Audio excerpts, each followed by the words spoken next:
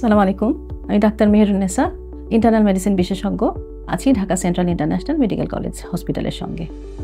আজ আমি যে বিষয়টি নিয়ে আপনাদের সাথে কথা বলবো সেটি হলো ডাক্তার কেন দেখাবেন। বিষয়টি শুনতে খুব অদ্ভুত শোনালেও বিশেষ কিছু কারণে আপনাদেরকে এই বিষয়ে দৃষ্টি আকর্ষণ করছি। আমরা অসুস্থ বোধ করলে সাধারণত বাড়িতে থাকা কিছু প্রচলিত ওষুধ সেবন করি, অথবা নিকটস্থ ফার্মেসি থেকে কষ্টের কথা জানিয়ে উপসর্গ ভিত্তিক কিছু ওষুধ নেই, অথবা পরিচিত কোনো ডক্টরকে ফোন দিয়ে উপসর্গের কথা জানিয়ে কিছু ওষুধ লিখে নিয়ে সেটা সেবন করি।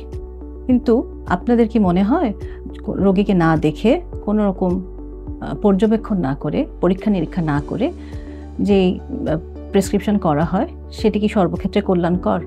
নিশ্চয়ই না। এক্ষেত্রে মাঝে মাঝে হিতে বিপরীত হতে পারে।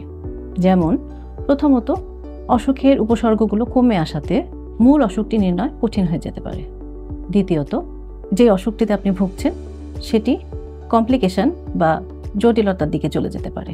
তৃতীয়ত, আপনি যে ওষুধটি গ্রহণ করছেন সেটির পার্শ্ব প্রতিক্রিয়া দেখা দিতে পারে। চতুর্থত, কিছু অপ্রয়োজনীয় ওষুধ যেমন ভাইরাস জ্বর অ্যান্টিবায়োটিক সেবন হয়ে যেতে পারে। পঞ্চমত, আপনি যদি আগে থেকে কোনো দীর্ঘমেয়াদী জটিল রোগে আক্রান্ত থেকে থাকেন, যেমন ডায়াবেটিস, হাইপারটেনশন, হৃদরোগ, কিডনি বৈকল্য ইত্যাদি, তাহলে সেটি আরও জটিল হতে পারে। ষষ্ঠত, আপনার চিকিৎসা ব্যয় অনেক ক্ষেত্রে বেড়ে যেতে পারে। সর্বোপরি, আপনি যদি একই সাথে একাধিক সংখ্যক বিশেষজ্ঞের প্রেসক্রিপশন ফলো করে থাকেন, তাহলে একই ওষুধ একাধিকবার বিভিন্ন নামে গ্রহণ করে বা সেবন করে সমস্যা আরও জটিলতর হতে পারে।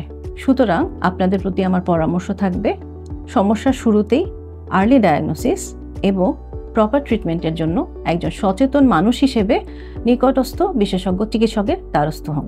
ধন্যবাদ।